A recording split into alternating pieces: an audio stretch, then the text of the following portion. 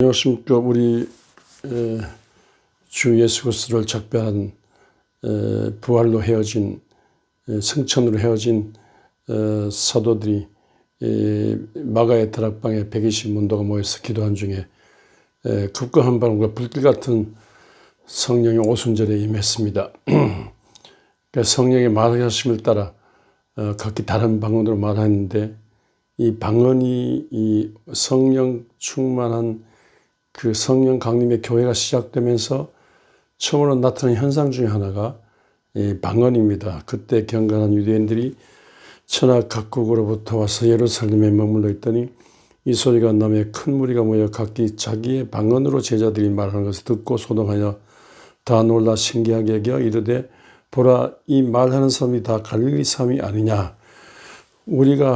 우리 각 사람이 난 곳 방언으로 듣게 되는 것이 어찌 됨이냐. 우리는 비데인과 메데인과 엘람인과 또 메소포타미아, 유다와 갑바도기아, 본도, 아시아, 부르기와 밤빌리아, 애국과 및 구레네에 가까운 리비아 여러 지방에 사는 사람들과 로마로부터 온 나그네 곧 유대인과 유대교에 들어온 사람들과 그레데인과 아라비아인들이야 우리가 다 우리의 각 언어로 하나님의 큰일을 말함을 듣는도다.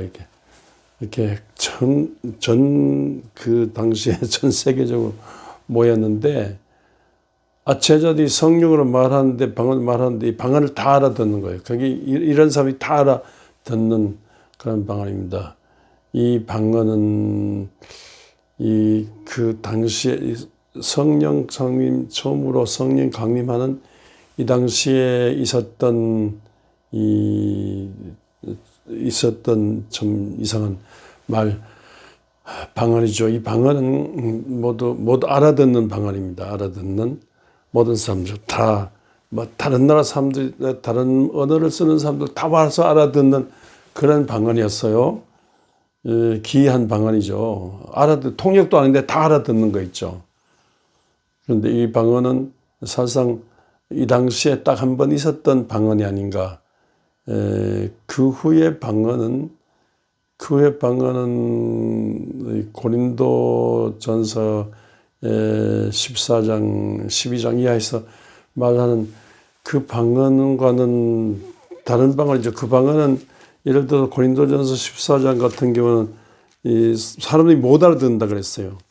못 알아듣는다. 고린도전서 14장에 사람들이 알아듣는 방언, 누구나 통역 안 해도 알아듣는데, 고린도전서 14장 같은 데 보면 방언을 말하는 자는 사람에게 하지 아니하고 하나님께 하나니 이는 알아듣는 자가 없고 영으로 비밀을 말함이라. 알아듣는 자, 하나님께 영으로 비밀을 말하는 거예요. 고린도전서 14장에. 그러니까 사도행전 2장의 방언하고 고린도전서 바울이 말하는 14장의 방언하고 달라요. 여기 방언은 누구나 다 알아듣는, 통역 안 했는데도 방언을 말하는데 다 알아듣는 방언이에요. 바울이 말하는 고린도교에 보낸 편지에서는 다 알아듣는 방언이 아니고 영으로 비밀리에 말하기 때문에 사람은 모르는데 하나님만 아시는 방언이에요. 그러니까 이 크게 두 가지, 모든 사람 알아듣는 방언하고 또 영으로 비밀로 말하는 알아듣지 못하는 방언, 이 두 가지로 크게 나눌 수 있습니다. 가만히 생각해 보면 이 방언은 방언이 처음 생길 때가 언제입니까? 방언 생길 때가 창세기 11장 바벨탑 쌓을 때 인간이 흩어짐을, 노아 홍수 위에 바벨탑 쌓을 때 인간이 흩어짐을 면하고 큰 탑을 쌓아가지고 같이 이렇게 살려고 할 때, 그때 하나님께서 하나님의 뜻과는 반대들 각종 흩어져서 이 전세 지구를 개발하는 그런 거 관계없이 신화 평지에서 자기들이 높은 탑을 쌓아서 자기들이 살려고 하는, 여기에 대해서 하나님께서 이걸 원하지 않으셔서 하나님께서 이 언어를 혼잡케 하셨어요. 그래서 언어를 혼잡케 하심으로써 물 가지러 오라는데 불이에요. 뭐 돌 가지러 오라는데 나무예요. 뭐 못 알아들어요. 말을 갑자기 못 알아들어요. 갑자기 말을 못 알아들어서 고함질로 말하는데 말을 못 알아들어요. 그래서 이제 바벨탑 쌓는 게 중지되고, 언어가 비슷한 사람들끼리, 언어가 통하는 사람들끼리 흩어져서 오늘날 이렇게 전 세계 말이 달라졌다는 거죠. 그래서 알아듣지 못하게 이렇게 알아듣지 못한 상황에서 비슷하게 알아듣는 쪽으로 몰려 살다 보니까 이제 이 방언이 생겼다는 거죠. 근데 이 방언이 생겼는데, 그때도 방언이고 이때 방언인데, 그때 방언은 알아듣지 못하는, 하나님과 비밀리에 말하진 않았는데 알아듣지 못한 방언인데, 이 지방말인데, 이 방언은, 오순절 방언은, 사도행전 2장의 방언은 누구나 다 알아듣는, 자기 말로 이게 귀에 꼽아서 뭐 듣는 것도 아닌, 통역하는 것도 아닌, 자기가 아는 말 다 알아듣는 그런 방언 체험이었습니다. 하나님의 성령이 충만하면서 성령으로 말하면 영적인 어떤, 하나님에게는 뭐 불가능이 없죠. 하나님의 성령에게는 불가능이 없죠. 불가능이 없는 하나님의 성령의 영적 경지에서 되어진 이런 방언입니다. 그러니까 바벨탑 사건을 완전히 거꾸로 둘러픈 이런 통하는 그런 바벨탑 사건, 이거는 불통인데, 인류가 혀의 저주를 받아 불통인지, 이제는 혀의 축복을 받아 다 알아듣는 그런 방언으로 그렇게 말할 수 있습니다. 그리고 기도한 중에 이렇게 하나님의 성령 충만하면, 성령으로 말미암아 이런 현상이 일어났다고 말입니다. 그렇다면 이 전혀 생각지도 없는, 창세기에 나오는 방언이 이런 방언으로 했는데, 성령이 나타난 능력으로 불가능이 없는, 무슨 일이든지 벌어질 수 있는, 하나님에게는 모든 게 가능하지 않습니까? 하나님의 영이시고 그리스도의 영이신 성령께서 오셔서 모든 것이 가능하게 이렇게 하시는 그런 겁니다. 그러니까 이걸 과학적으로 이렇게 논리적으로 이렇게 논의가 안 되고, 하나님의 성령이 말하면서, 하나님의 성령께서 급하시니까 동력 없이, 동력 기재 없이 그냥 이렇게 하셨다고 말입니다. 그런 특징으로 성령께서 임하셨다. 그 말씀입니다. 그 말씀이고, 또, 바울이 말하는 방언인데, 바울이 이 방언을 다 고린도 교회에 보낸 편지에서 누구든지 다 바울 자신도 방언하고요. 누구든지 다 방언하는 걸, 믿는 자 방언하는 걸 원했습니다. 그러나 방언보다 더 각양 은사, 언어 은사, 방언, 예언, 통변이 없는 방언이면 어떻게 하느냐 하면서, 방언으로 남에게 말하는 것을 원치 않고요. 방언할 때는 예언하고 통변하는 은사를 받아야 된다고 이렇게 말하는데, 아무튼 고린도 교회에 보낸 편지에서 알아듣지 못하는 방언이에요. 그러나 하나님과 비밀에 말하는 거였어요. 창세기는 하나님께 비밀에 말하는 게 아니지 않습니까? 얘는 하나님과 비밀에 말하는 거예요. 그런데 저는 늘 그 생각입니다.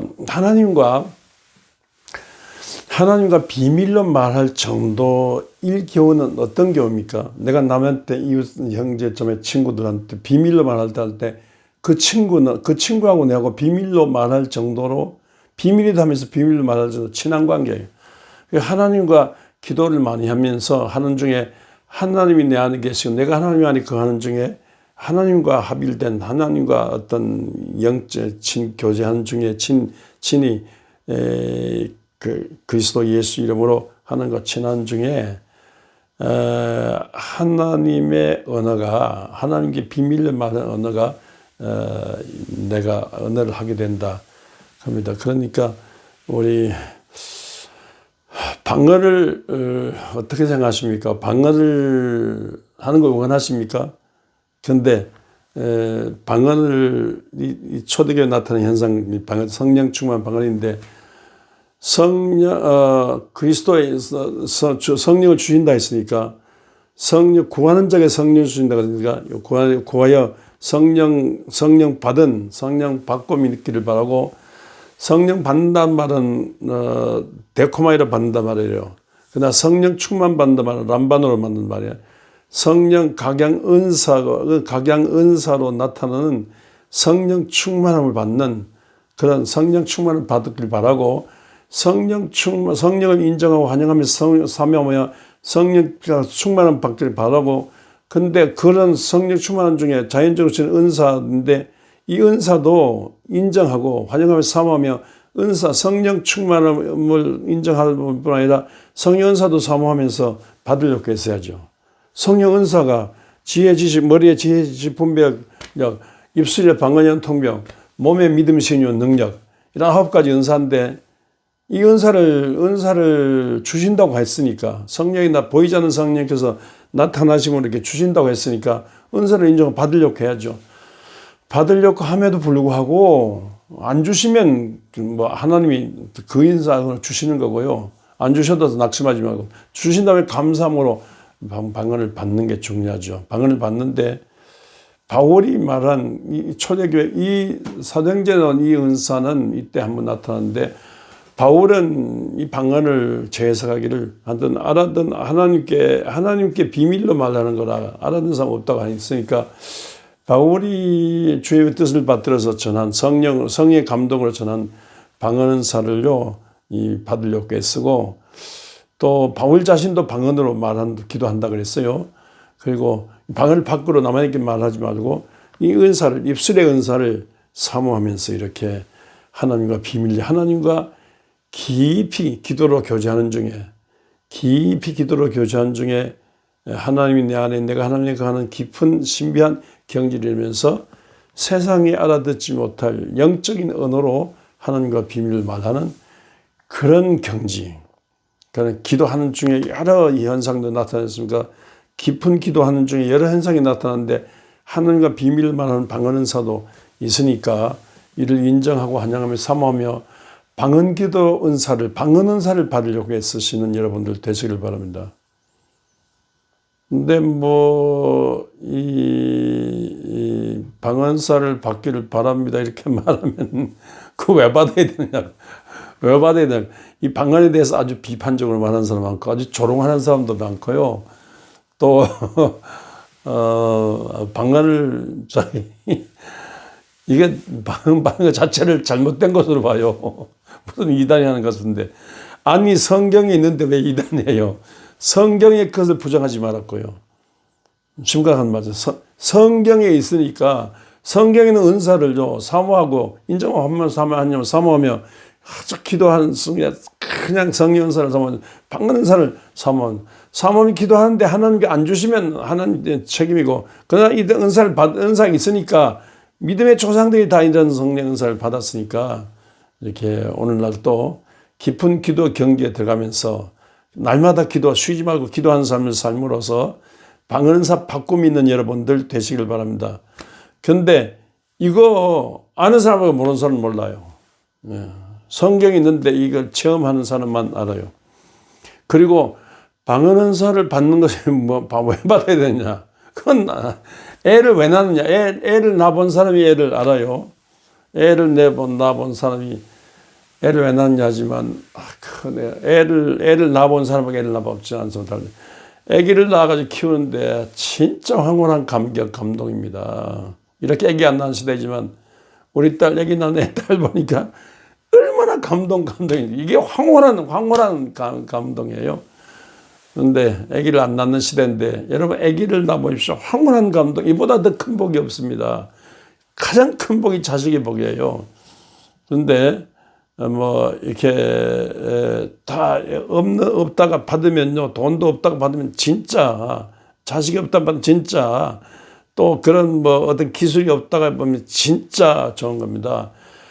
입술의 은사 중에 방언 은사가 대표적인 은사인데 이걸 인정하고 환영해서 받아보라니까요. 받아보지도 않고 말하는데 해봤어 그러잖아.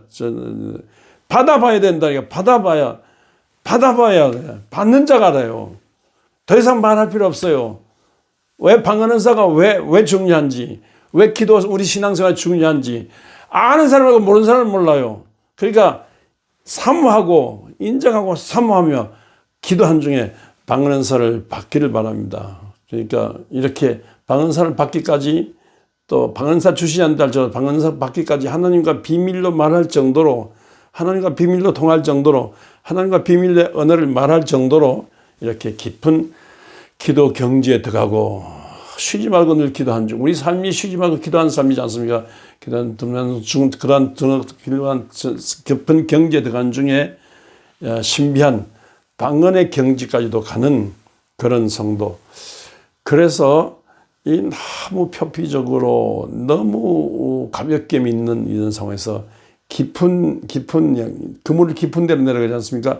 깊은 영적 경지, 깊은 기도 경지로 들어가고, 깊은 기도 경지에서 말과 글로 표현할 수 없는 어떤 신비한 어떤 체험을 하되, 이 방언은사 체험도 하여서 그 방언으로 통해서 오는 황홀한 만족감으로 하고, 방언으로 오는 언어의 자유함은, 언어의 신비한 경지를 점하면서 남에게 감화 감동을 주는 영적 깊은 경지, 이 과학 만능, 기술 만능, 황금 만능, 권력 만능, 인간 만능 시대에 기도 만능, 하나님의 성령 만능, 영적인 만능, 영적인 걸 무시한 시대에 육적인 혼적인 것만 마음하고 영적 무시한 시대에 영이 살아가고 영이 하나님과 교제한 중에 영적 깊은 경지에서 방언 은사까지도 받아 크게 믿고 크게 나는 가장 위대한 깊은 신비 경지에 들어가는 여러분 모두가 되시기를 주의 이름으로 축원합니다.